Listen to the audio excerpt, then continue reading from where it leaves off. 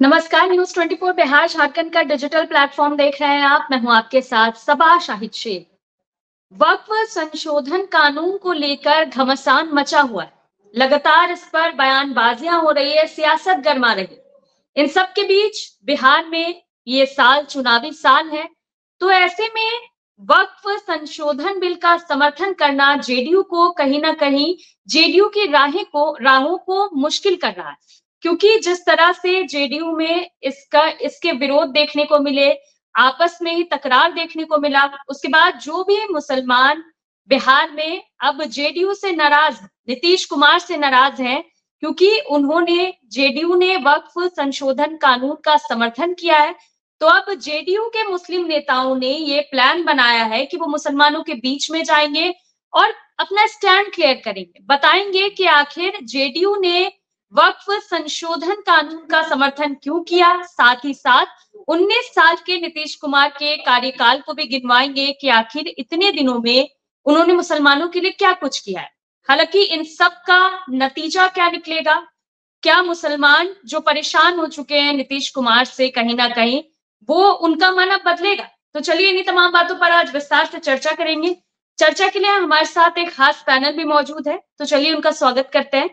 हमारे साथ मौजूद है हमारे वरिष्ठ सहयोगी सौरभ कुमार जी, प्रभात मालाकार जी प्रवक्ता बीजेपी, मोहम्मद अकबर अली जी प्रवक्ता जेडीयू, आरजू खान जी प्रवक्ता आरजेडी, तारिक अनवर चंपारनी जी प्रवक्ता जनसुराज पार्टी। आप सभी का बहुत बहुत स्वागत है। सबसे पहले मैं अकबर जी का रुख करना चाहूंगी। अकबर जी, तो आखिर आप लोगों का प्लान क्या है? मुसलमानों के बीच जाकर आप लोग क्या कुछ करने वाले हैं, जिससे जो मुसलमान नाराज हैं जेडीयू से, क्योंकि आप लोगों ने वक्फ संशोधन कानून का समर्थन किया है? क्या लगता है, मानेंगे वो लोग? नहीं, देखिए, जब से माननीय मुख्यमंत्री माननीय मुख्यमंत्री जी श्री नीतीश कुमार जी, देखिए 2005 से जब से माननीय मुख्यमंत्री नीतीश कुमार जी सत्ता में आए हैं, तब से जो है अल्पसंख्यकों के लिए कई काम माननीय मुख्यमंत्री जी के द्वारा कराया गया है। हम लोग लगातार 20 वर्षों में अल्पसंख्यक कल्याण से जुड़ा हुआ काम करते रहे हैं, इसलिए हमको ये उम्मीद है कि मुसलमान हमारे काम को देख करके, अल्पसंख्यक हमारे काम को देख करके हमारे साथ जुड़े रहेंगे। चलिए ठीक है अकबर जी, आप फोन रोटेट कर लीजिए। सीधा रुख करना चाहूंगी आरजू खान जी का। आरजू जी, क्या लगता है जेडीयू जो मेहनत कर रही है मुसलमानों के बीच में जाएगी, इसका परिणाम कुछ अच्छा मिलेगा उन लोगों को? जी, इसका काउंटर में एक सवाल करना चाहता हूँ सारे पैनलिस्ट से और आपसे भी, सौरभ जी से भी। आप किसी भी रिलीजन से आते हैं, किसी भी धर्म से आते हैं, अगर आप जैसे धर्म गुरु हैं जो कि मुसलमानों के मौलाना, काजी, मुफ्ती, आलिम हैं, अगर आप उनको गाली देने का काम करिएगा, अगर आप उनको कटमुल्ला कहने का काम करिएगा, किसी भी चाहे वो धर्म के धर्म गुरु हो, तो ये कहाँ से कोई भी धर्म के लोग बर्दाश्त करेंगे? सबसे बड़ा सवाल ये है, और मुझे नहीं लगता है कि कोई बर्दाश्त करेगा। आपका बाबरी पे स्टैंड क्या था? आपका 3 तलाक पे स्टैंड क्या था? आपका एनआरसी सीएम स्टैंड क्या था? पूरे देश के लोगों ने, पूरे देश की एक अल्पसंख्यक आबादी रोड पर आ गई थी और प्रोटेस्ट कर रही थी, अपने सुरक्षा के लिए सरकार से सवाल कर रही थी। उसके बाद वक्फ अमेंडमेंट बिल, इस पे भी तमाम आप देख रहे हैं कि देश में कई जगह प्रदर्शन हो रहे हैं, और ये कोई राजनीति से प्रेरित नहीं है। और आपने मौलवी, मौलाना, मुफ्ती, आलिमों को गाली देना शुरू किया, तो ये कहां से कोई, हमको नहीं लगता है, अगर किसी भी धर्म की बात होती, किसी भी धर्म के अगर शंकराचार्य होते, धर्म गुरु होते, तो कोई भी धर्म के लोग इसको बर्दाश्त नहीं करते। तो आप कितना भी चुनावी जामा पहनाने का इसको काम करिए, आपने मुसलमान भाइयों के आलिम मौलाना को गाली दिया है, वो मुझे लगता है कि देश की जनता आप बर्दाश्त नहीं करेगी, देश के लोग इसका जवाब देंगे। लेकिन बिहार में चुनाव है तो बिहार के मुसलमान भी तो जवाब देंगे ही ना, बैठे हैं वो आपसे सवाल जरूर करेंगे। आप 20 सालों से हैं शासन सत्ता में, अगर आपने कोई काम किया है और उसके बाद जो मुसलमानों के जो बुनियादी चीज होते हैं, जो मसले मसाइल होते हैं, उनके बीच आप यू टर्न मार लेते हैं, भारतीय जनता पार्टी का साथ देते हैं। और आज तो मैं ये कह सकता हूं कि जनता दल यूनाइटेड तो आरएसएस की शुभचिंतक हो चुकी है, आरएसएस की गोद में जाके बैठ गई है, समाहित हो चुकी है। तो जो लोग कहते थे कि हमारी विचारधारा समाजवादी विचारधारा है, वो समाजवादी विचारधारा कहाँ चली गई? क्योंकि मैं जानता हूं कि कोई देश का जो भी सामाजिक विचारधारा से जो प्रेरित था, चाहे पहले चाहे अब, वो आदमी कभी आरएसएस से, गोडसेवादियों से और बंच ऑफ थॉट के गोलवलकर जी के मानने वालों से कभी समझौता नहीं किया। लेकिन आदरणीय नीतीश कुमार जी ने क्या किया? आरएसएस से समझौता किया, गोडसेवादियों से समझौता किया, और ये सबका जवाब दीजिए बिहार प्रदेश की जनता 2025 में। और तमाम बातें हैं, आप काम गिनवाइएगा, हम बताएंगे कि बिहार प्रदेश हर चीजों में पिछड़ापन पे अव्वल नंबर है। आप बताइए, जितने भी सवाल करिएगा।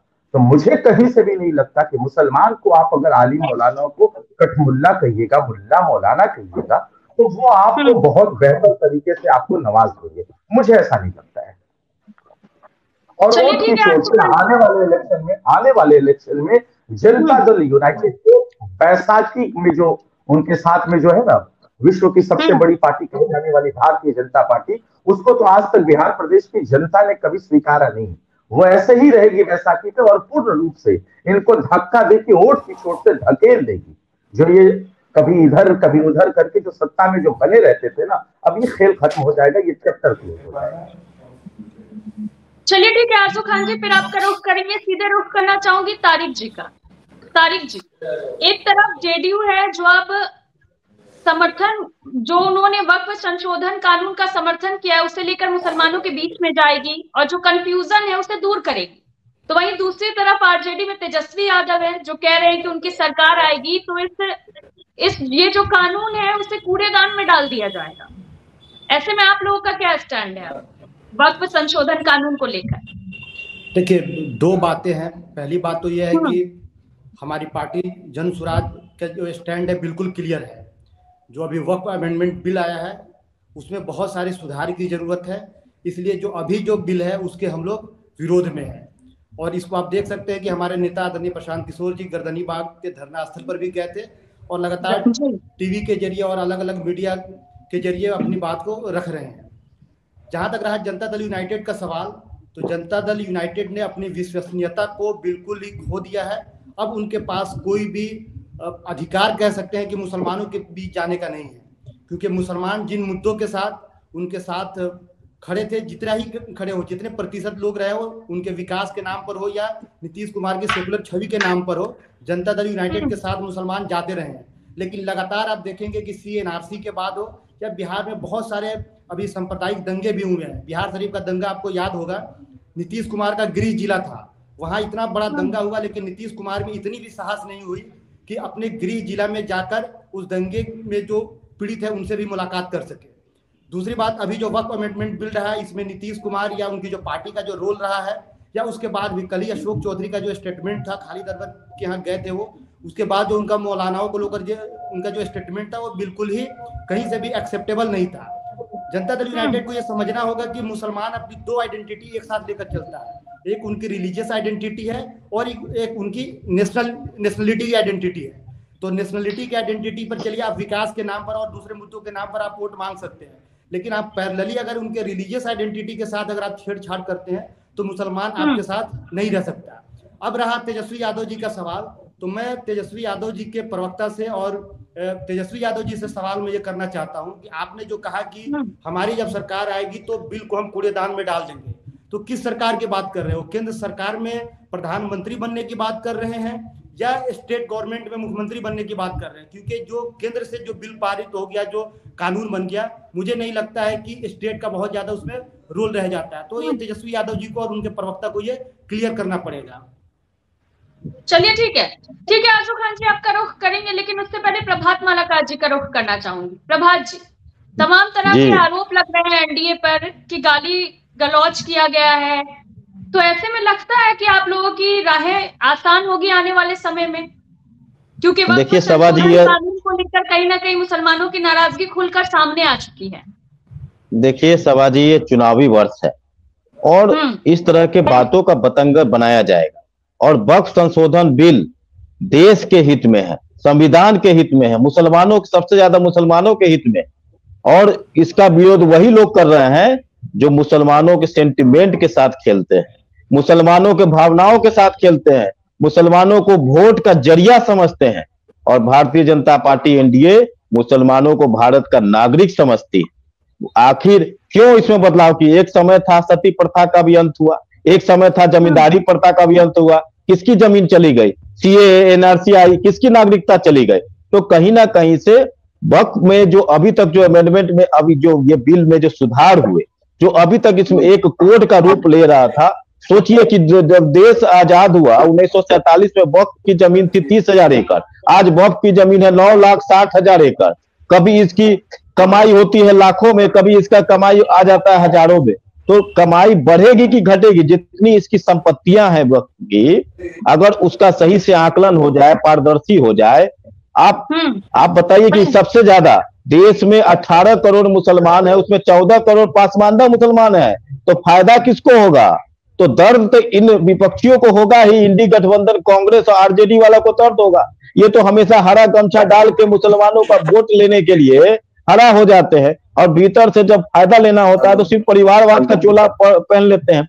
और रही बात नीतीश कुमार जी की, तो नीतीश कुमार जी ने बिहार में जितना मुसलमानों के लिए किया है, आज तक किसी मुख्यमंत्री ने नहीं किया है। चाहे वो मदरसों के शिक्षकों को सरकारी शिक्षक का दर्जा देना, उतना वेतनमान देना, मदरसों को सरकारी स्कूल की तरह निर्माण कराना, उसको योजनाओं में लाना, उसको वहां पे फंड देना, और चाहे कब्रिस्तानों का घेराव करना हो। तो कहीं आज नीतीश कुमार जी जैसे मुख्यमंत्री इस बिहार को दूसरे नहीं मिलेंगे। उन्होंने हर वर्ग का ख्याल रखा, हर समाज का ख्याल रखा, और मुसलमानों का उन्होंने खासा ख्याल रखा। ये लालू यादव की तरह नहीं है कि हम एमवाई करेंगे और जब समय आएगा तो एक सदन में बेटा बन जाए, एक सदन में मां बन जाए। तो वो हम लोग नहीं, यहाँ सबका साथ सबका विकास एनडीए और भारतीय जनता पार्टी काम करती है। मुसलमानों का कहीं कोई मुसलमान नाराज नहीं है। और जब आप देखिएगा कि जब क्या बोलते हैं, कुछ जब पानी जब गर्म होता है तो बुलबुला कुछ छूटता है और फिर कुछ शांत हो जाता है। तो कुछ लोग जो पीछे से आग लगाने का काम कर रहे हैं, बुलबुला छुड़ाने का काम कर रहे हैं, तो बुलबुला टिकने वाला नहीं है। हमारे भारतीय जनता पार्टी एनडीए के साथ हर वर्ग हर समाज का वोट है। और आज जो देश में योजनाएं चल रही हैं, कोई ऐसा योजना नहीं है, चाहे मुद्रास्फीति योजना हो, चाहे वो आवास योजना हो, चाहे उज्ज्वला योजना हो, सब में 30 से 35% आप आंकड़ा देख लीजिए समाजी, उसमें मुसलमान भाई बहनों को उसका लाभ मिल रहा है। नरेंद्र मोदी जी ने विशेष अभी देखिए कि ईदी की अभी सभी को सौगात दी। पूरे देश भर में मुसलमान भाई नरेंद्र मोदी का शुक्रिया अदा कर रहे हैं। और कुछ जो है चंद पार्टी के लोग, जयचंद जो है, वो मुसलमानों को भरमाने का काम कर रहे हैं, मुसलमानों को वोट का जरिया मानते हैं। तो मुसलमान वोट का जरिया नहीं है, मुसलमान भी इस देश का नागरिक है। उसे भी हक है कि अगर उसके साथ कोई अन्याय हो रहा है तो उसका, आज देखिए कि आज वक्फ के ट्रिब्यूनल कोर्ट में जो 40,000 केस, उसमें 10,000 तो मुसलमानों के, अगर मुसलमानों का हित का होता तो 10,000 केस कहां से हो जाता। आज देखिए कि मुसलमान भाई, हम अपने बेटी को नहीं दे सकते, बहन को नहीं दे सकते, वो वक्फ कर दिया जाएगा, वो दान कर दिया जाएगा। क्यों भाई, हम अपने बेटी को क्यों नहीं दे, हम अपने बहन को क्यों नहीं दे? आज वक्फ की इतनी जमीनें हैं, इतनी संपत्ति, एक भी स्कूल खुला क्या, एक भी कॉलेज खुला क्या, एक भी? ठीक है प्रभात जी, जवाब ले लेते हैं। जी आरजू जी। देखिए, ये तुष्टीकरण की राजनीति इस देश में सबसे ज्यादा भारतीय जनता पार्टी करती है। और खुद हमारे देश के हम सबों के आदरणीय मुख्य प्रधानमंत्री जी ने क्या कहा चुनावी सभा को संबोधित करते हुए कि तुम्हारा मंगलसूत्र छीन लिया जाएगा। कौन छीनेगा? मुसलमान छीनेगा। और 4% आरक्षण किसको देने की बात कर रहे थे कि हिंदुओं का आरक्षण लेके मुसलमानों को दे दिया जाएगा।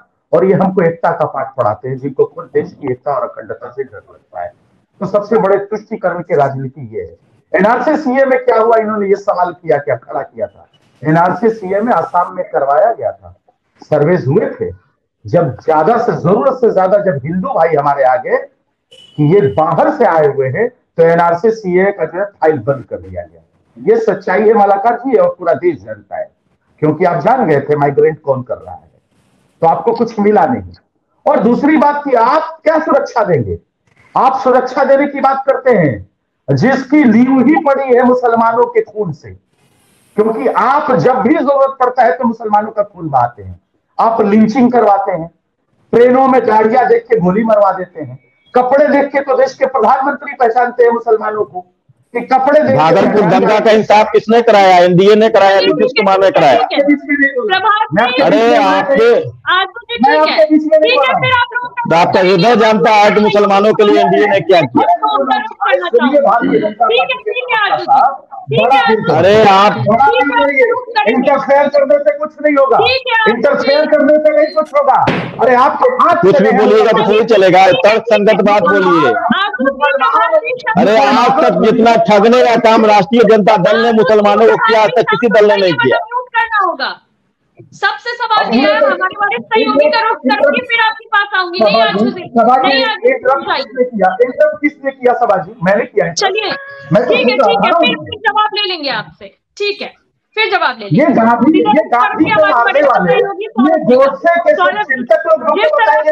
रेडियो मुसलमानों के बीच में जा रही है, क्या लगता है नाराजगी दूर कर पाएगी? बिल्कुल सभा, सबसे बड़ी बात है कि जिस तरीके से जदयू ने समर्थन किया है वक्फ संशोधन बिल का, तो मुसलमान जो भी नेता हैं जो जदयू के अंदर हैं या जो जदयू के साथ हैं, उनमें एक नाराजगी है। ये पार्टी के जो नेता हैं उनको भी पता है, नीतीश कुमार को भी पता है। तो जो पहली चीजें थी कि वक्फ संशोधन बिल का समर्थन करना है या विरोध करना है, तो वो जदयू ने समर्थन कर दिया, वो चीजें अब खत्म हो गई। अब उसका साइड इफेक्ट ये है कि जो मुसलमान नेता हैं उनमें काफी नाराजगी है इस बात को लेकर, क्योंकि वो उम्मीद कर रहे थे कि नीतीश कुमार कहीं ना कहीं एनडीए में रहते हुए बिल का विरोध करेंगे, लेकिन ऐसा हुआ नहीं। तो अब जदयू जो है वो डैमेज कंट्रोल करना चाहती है, क्योंकि निश्चित रूप से जो होना था वो हो चुका, चुनावी साल है, इसीलिए डैमेज कंट्रोल करना निहायत ही जरूरी है। तो डैमेज कंट्रोल करने के लिए जदयू करती क्या है, सबसे पहले वो अपने जो प्रदेश कार्यालय है वहां पर जितने भी अल्पसंख्यक प्रकोष्ठ के नेता थे सबको बुलाया जाता है और सबको कहा जाता है कि आप प्रेस कॉन्फ्रेंस कीजिए और एक मैसेज दीजिए अपने लोगों को कि हमने कुछ गलत नहीं किया है। तो प्रेस कॉन्फ्रेंस होता है जदयू कार्यालय में, वहां पर चीजों को रखी जाती है। वहां पर यह भी चीजें रखी जाती है कि 20 सालों में नीतीश कुमार ने किस तरीके से अल्पसंख्यक के लिए काम किया है, किस तरीके से उन्होंने अगर मंदिर की घेराबंदी की है तो उन्होंने कब्रिस्तान का भी घेराबंदी किया है। ये मैसेज दिया जाता है। दूसरी तरफ ये भी मैसेज दिया जाता है कि जो सुझाव थे, यानी जो मुस्लिम नेता थे उनकी जो सुझाव थी उसको शामिल किया गया है, यानी जो संशोधन हुआ है उसमें उन सुझाव को भी शामिल किया गया है। इसीलिए अब जो बिल बन के आया है सामने में, उससे मुसलमानों का अहित नहीं होगा, वो मुसलमानों के लिए लाभदायक। लेकिन उसी प्रेस कॉन्फ्रेंस में जो मुस्लिम नेता थे उनकी नाराजगी भी सामने आ गई थी, क्योंकि जब पत्रकारों से सवाल करने का जो समय था वो जब शुरू हुआ तो अचानक सभी नेता एक साथ उठ गए और प्रेस कॉन्फ्रेंस छोड़कर चले गए। कारण वो नहीं जवाब देना चाहते थे, वो इसके लिए तैयार नहीं थे, क्योंकि उस प्रेस कॉन्फ्रेंस से पहले करीब 3-4 नेता ऐसे थे जो बड़े नेता थे, उन्होंने अपनी नाराजगी व्यक्त कर दी थी। तो उन्हें लग रहा था कि अब किस मुंह से प्रेस कॉन्फ्रेंस में हम उस बिल का समर्थन करें। तो इसीलिए वो सभी जो नेता थे वो प्रेस कॉन्फ्रेंस छोड़कर चले गए जी। तो डैमेज कंट्रोल की जो एक कोशिश थी पार्टी के तरफ से, वो डैमेज कंट्रोल नहीं हो पाया। कल हमने देखा कि किस तरीके से एक जदयू के एमएलसी हैं, उनके घर पर, उनके आवास पर ईद का एक कहे तो मतलब ईद का एक प्रोग्राम रखा गया। हालांकि ईद खत्म हो चुका है, लेकिन उसके 8 दिन के बाद उनके आवास पर एक ईद के लिए प्रोग्राम रखा गया। उसमें मुख्यमंत्री भी शामिल होते हैं, उसमें जदयू के तमाम जो बड़े नेता हैं वो शामिल हुए। हज भवन में ईद इफ्तारे इफ्तार रखा जाता है ईद के लिए। जी। ये भी कहा जा रहा था कि नेता के कहने पर ये सारा जो आयोजन है वो किया जा रहा है, ताकि लोगों को ये कोशिश की जाए कि हमारे नेता का जो क्रेज है मुसलमानों में वो कम नहीं हुआ है।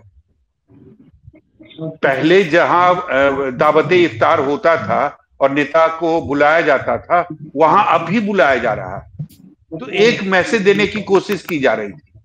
अब नेता के तरफ से ये आदेश जारी हुआ है कि पार्टी में जितने भी मुस्लिम नेता हैं सभी एक टीम बनाकर जो मुस्लिम बहुल जो क्षेत्र है, जो इलाका है बिहार में, वहां वो जाएं और वो समझाने का काम करें। जी। मुस्लिम जो समुदाय के लोग हैं उनको समझाने का काम करें कि 20 सालों में नीतीश कुमार ने हमारे लिए क्या क्या किया, और साथ ही ये भी बताएं कि ये जो बिल आया है, वक्फ संशोधन बिल जो आया है, इसमें हमारे सुझाव को शामिल किया गया है, यानी हमारी अनदेखी नहीं की गई है। तो लगातार जदयू के तरफ से डैमेज कंट्रोल करने की कोशिश हो रही है, क्योंकि जदयू को पता है कि अगर मुसलमान पूरी तरीके से अगर नाराज हो जाएगा तो उसका कहीं ना कहीं खामियाजा जो है वो उठाना पड़ेगा 2025 के चुनाव में। हालांकि जब भी नीतीश कुमार बीजेपी के साथ होते हैं तो उन्हें मुसलमानों का उतना ज्यादा समर्थन नहीं मिलता है, ये सबको पता है, ये नीतीश कुमार को भी पता है। और कई बार नीतीश कुमार ने मंच से कहा है कि हम जितना काम अल्पसंख्यक समाज के लिए करते हैं मुझे उसका आउट नहीं मिलता है, यानी हम जितना काम करते हैं तो उसका इनपुट हमें नहीं मिलता है। अल्पसंख्यक समाज के जो लोग हैं वो हमें वोट नहीं करते, लेकिन उसके बाद भी हम काम में विश्वास रखते हैं और लगातार हम काम कर रहे हैं। तो ये बात सही है कि नीतीश कुमार जब जब बीजेपी के साथ रहते हैं तो उन्हें 100% जो है वो मुसलमानों का साथ नहीं मिलता है, लेकिन हाँ 10% 15% मुसलमानों का साथ नीतीश कुमार को विधानसभा चुनाव में जरूर मिलता है। तो उसी वोट बैंक को दोबारा हासिल करना चाहते हैं नीतीश कुमार, उसी वोट बैंक को जो 10% 15% या 20 या फिर ज्यादा अगर कह सकते हैं तो 20% तक जा सकते हैं हम लोग, तो उसी वोट बैंक को हासिल करना चाहते हैं नीतीश कुमार। और इसीलिए वो लगातार डैमेज कंट्रोल करने की कोशिश कर रहे हैं। पहले भी चाहे प्रेस कॉन्फ्रेंस के जरिए हो या दावत इफ्तार के जरिए हो, या अब एक नेताओं की टीम बनाई जा रही है जो अलग अलग इलाके में जाएगी और ये बताने का काम करेगी कि 20 सालों में नीतीश कुमार ने क्या किया है। बल्ब संशोधन जो बिल है उसमें मुस्लिम ने जो सुझाव दिया था उसमें शामिल किया गया है, और अब जो बिल बन के आया है वो कहीं ना कहीं उससे मुसलमानों का अहित नहीं होगा। तो ये एक डैमेज कंट्रोल की करने की कोशिश है। देखना होगा बिहार विधानसभा का जब चुनाव होगा 2025 में, तब इसका नतीजा जो है, इसका जो फल है वो दिखाई देगा कि कितने परसेंट या कितने परसेंट मुसलमान नीतीश कुमार के साथ आए या नहीं आए। चलिए ठीक है सौरभ जी, आरजू जी आपका रुख करेंगे, लेकिन उससे पहले रुख करना चाहूंगी तारिक जी का। जी तारिक जी। नहीं, पहले मैं ये कहना चाह रहा था कि मालाकार जी जो कह रहे थे कि नीतीश कुमार की योजनाओं में, उनकी नीतियों में मुसलमानों को हमेशा जो है ना सहभागी बनाया जाता है, तो मैं ये जानना चाहता हूँ कि भाई मुसलमानों के शिक्षा को लेकर मौलाना आजाद एजुकेशन फाउंडेशन के जरिए स्कॉलरशिप दी जाती थी, फिर क्यों बंद कर दिया?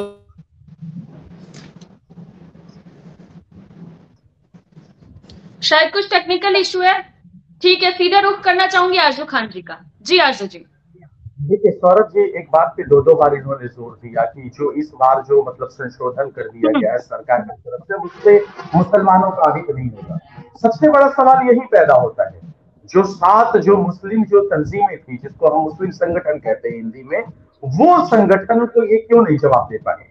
3 बार मिलने के बाद, मेमोरेंडम देने के बाद, जो इमारत शरिया है, मुस्लिम पर्सनल लॉ बोर्ड है, खानकाहे मुजीबिया है, खानकाहे रहमानिया, इमारत शरिया पश्चिम बंगाल, वेस्ट बंगाल और झारखंड और उड़ीसा, ये सारी जो 7 तंजीमें थी उनको जवाब क्यों नहीं दे पाए? सबसे बड़ा सवाल ये है कि वो जवाब मांगना चाहते हैं और सरकार उनके जवाब से क्यों भागती है।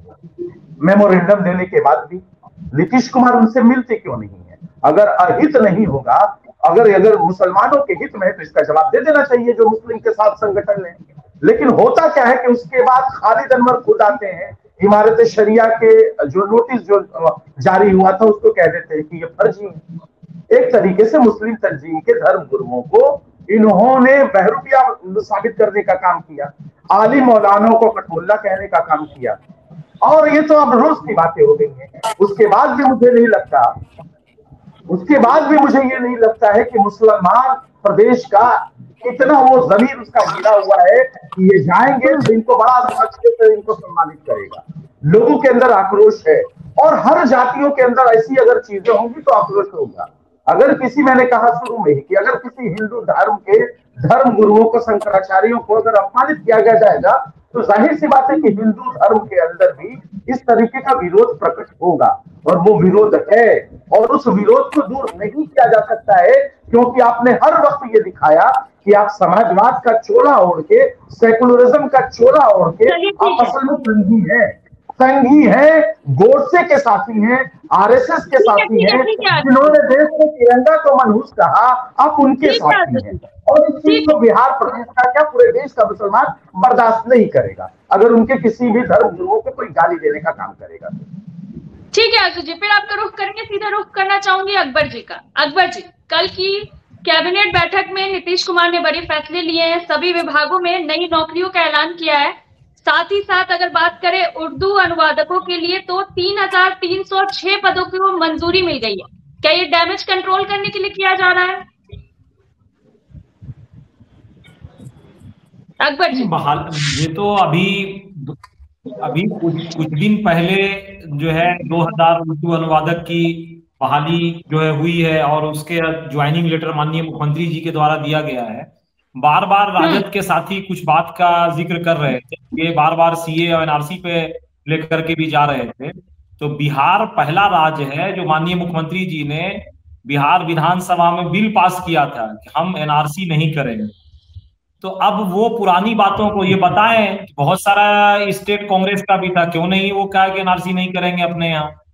और रही बात अभी ये वक्फ अमेंडमेंट बिल की बात कर रहे हैं, तो इन्होंने तो ज्वाइंट पार्लियामेंट्री कमेटी में भी कोई सुझाव नहीं दिया कि इसमें क्या चीज बेहतर है, क्या नहीं बेहतर है। आप सिरे से शुरू से ये करते हैं कि आप टीवी पे बैठ के अकबर जी झूठ मत बोलिए।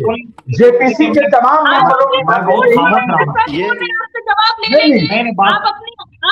अगर आप झूठ बोलिएगा अकबर जी, आपकी जिम्मेदारी है, आपकी जिम्मेदारी है। जवाब लेंगे आपसे, जवाब लेंगे बीच में बोलने दीजिए ना। मैं तो आधे घंटे से सुन रहा था सारी लोगों की बात। एक बात बिल्कुल अकबर जी, आप और अब यहाँ पर हम बहुत खामोशी से आधा घंटा बात सुने हैं, इसलिए हम उस बात को नोट करके बोल रहे हैं। और रही बात सेकुलर और कॉमनल की, तो आपने क्या मुसलमानों के लिए काम किया? माननीय मुख्यमंत्री जी जब आए तो इन्होंने अल्पसंख्यक कल्याण विभाग के लिए अल्पसंख्यक कार्यालय हर जिला में बनवाया। अल्पसंख्यक कल्याण पदाधिकारी की पोस्टिंग बिहार पब्लिक कमीशन से बोलना चाह रहे हैं। जवाब दीजिएगा, बीच में क्यों आज इस तरह चल रहा है? और ये आपका टाइम आएगा, आप इस तरह क्यों अराजकता फैला रहे हैं?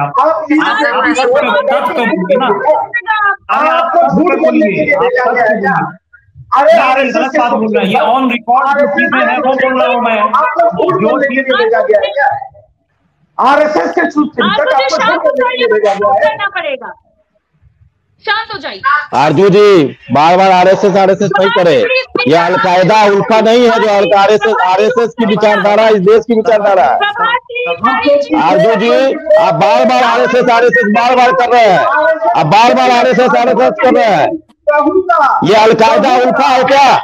अलकायदा उल्फा से चलेगा देश? शरिया से चलेगा देश? देश शरिया से नहीं चलेगा, देश संविधान से चलेगा, देश संविधान से चलेगा। देश सरिया से नहीं चलेगा। विश्व की सबसे बड़ी सामाजिक संगठन है आरएसएस। आप अलकायदा से नहीं चलेगा, उल्फा से नहीं चलेगा।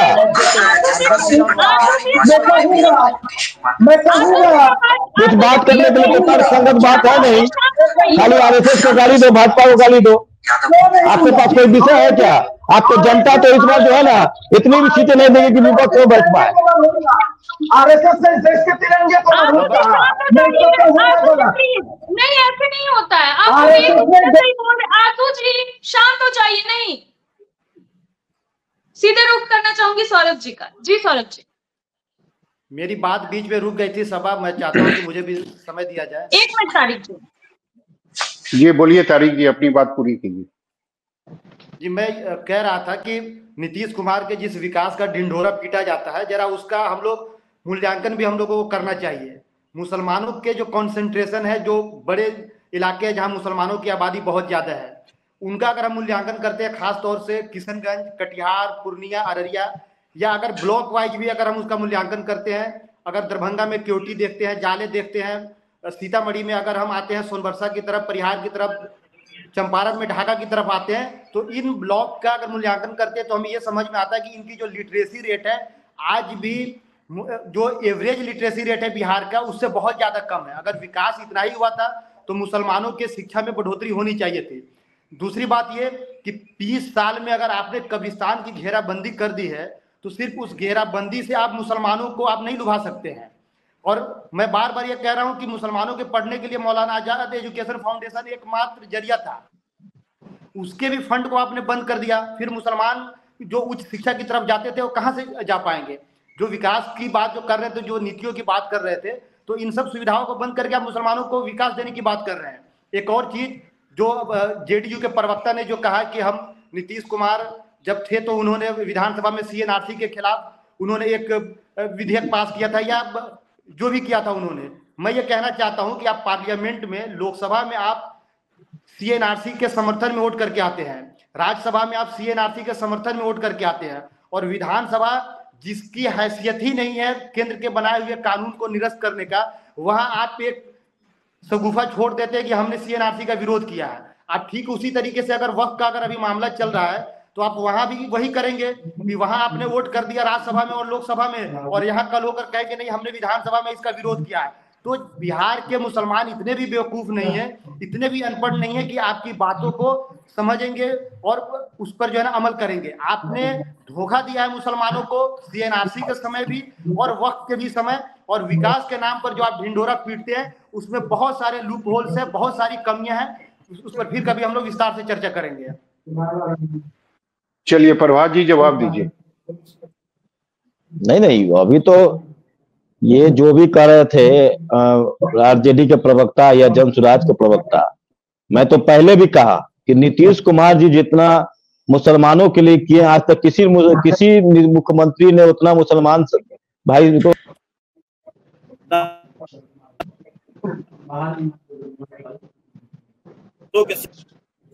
आज सरकारी शिक्षकों का तरह लाभ मिल रहा है, मदरसों को सरकारी स्कूल की तरह लाभ मिल रहा है, ये भी तो देखना चाहिए।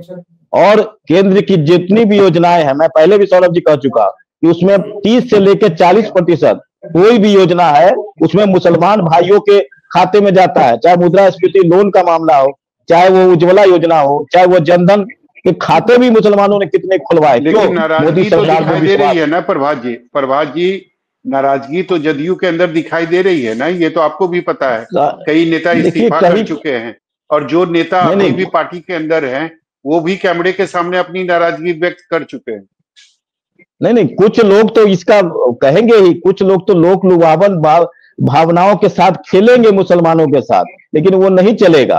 ये हर दल और हर दल के लोग और हर व्यक्ति, बिहार का एक एक व्यक्ति जानता है कि नीतीश कुमार जी हर व्यक्ति के साथ इंसाफ करते हैं, हर समाज के साथ इंसाफ करते हैं, उसमें मुसलमान उससे अलग नहीं है। नरेंद्र मोदी जी अगर किसी योजना को केंद्र सरकार से भेजते हैं तो मुसलमानों को अलग करके नहीं भेजते हैं। और प्रभात जी तैयार हैं 2025 के चुनाव में अगर मुसलमानों का साथ नहीं मिलता है एनडीए को, इसके लिए तैयार है? ये किसने कहा कि मुसलमानों का साथ नहीं मिलेगा? तो निश्चित तौर पर मिलेगा। एनडीए 2025 में 225 सीट पार करेगा और इस बार तेजस्वी यादव को इतना भी सीट नहीं मिल पाएगा कि विपक्ष में बैठ पाए। इस बार तो वो 2 डिजिट भी पार नहीं कर पाएंगे। जो स्थिति है, जिस तरह से इन्होंने लगातार बरगलाने का काम किया, अभी परसों देखिए कि खुद अपने ये भाषण में कहे कि हम मुख्यमंत्री हो रहे हैं, हमको सपोर्ट कीजिए। राहुल गांधी आते हैं तो कुछ बोलते हैं, तेजस्वी यादव कुछ बोलते हैं, अल्लाह वरूद कुछ बोलते हैं। तो ये लोग 72 छेद है, 72 गांठ है।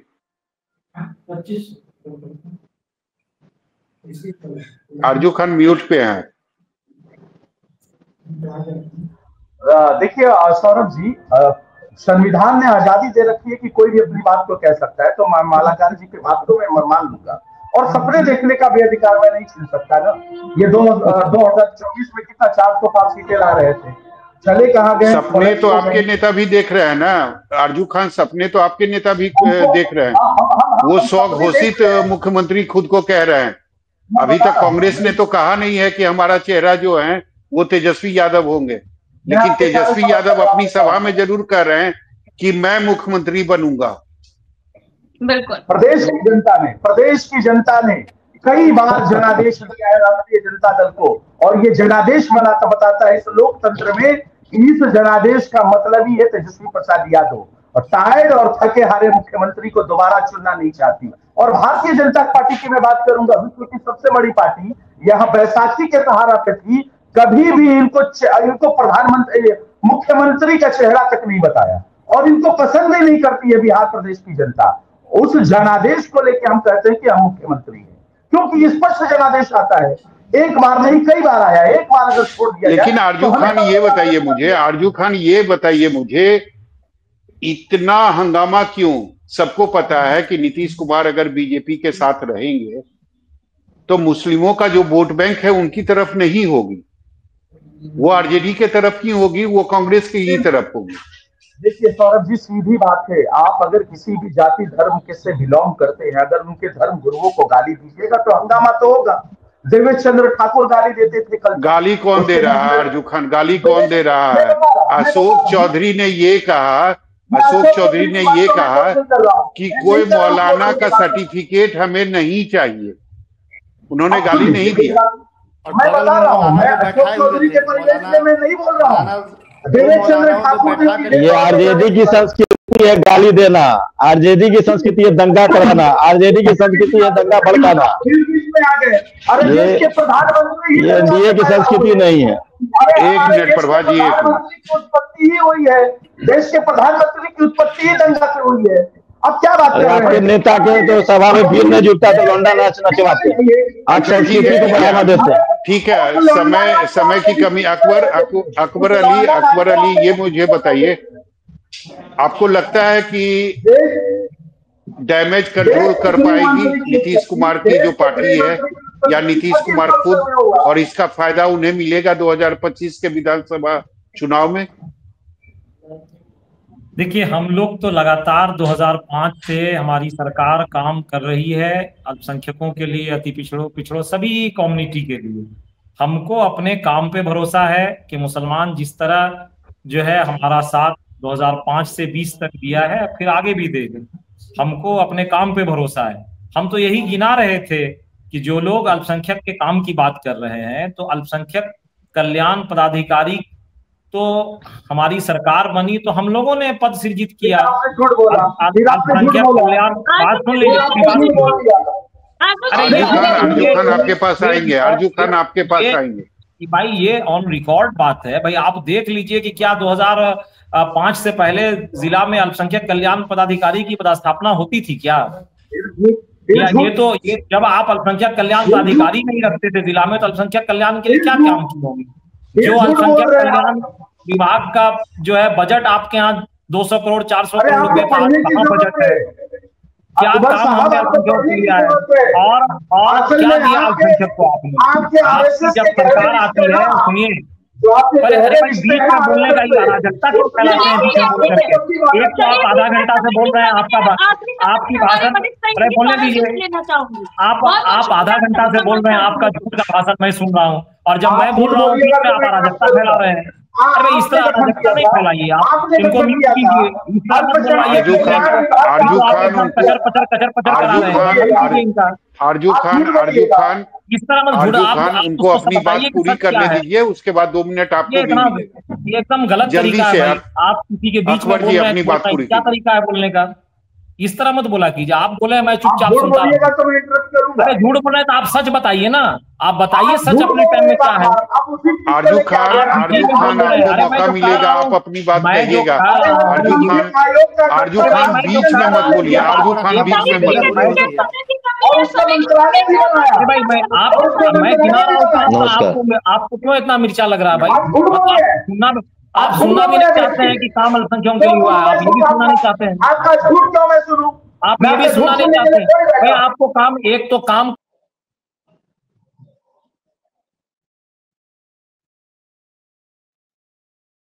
दरअसल वक्फ संशोधन कानून को लेकर जेडीयू अब मुसलमानों के बीच में जाएगी और जो कंफ्यूजन है उसे दूर करेगी, साथ ही साथ अपने पुराने कार्यकाल को भी गिनवाएगी। हालांकि इन सब का असर आने वाले चुनाव में कितना होता है ये देखने वाली बात होगी।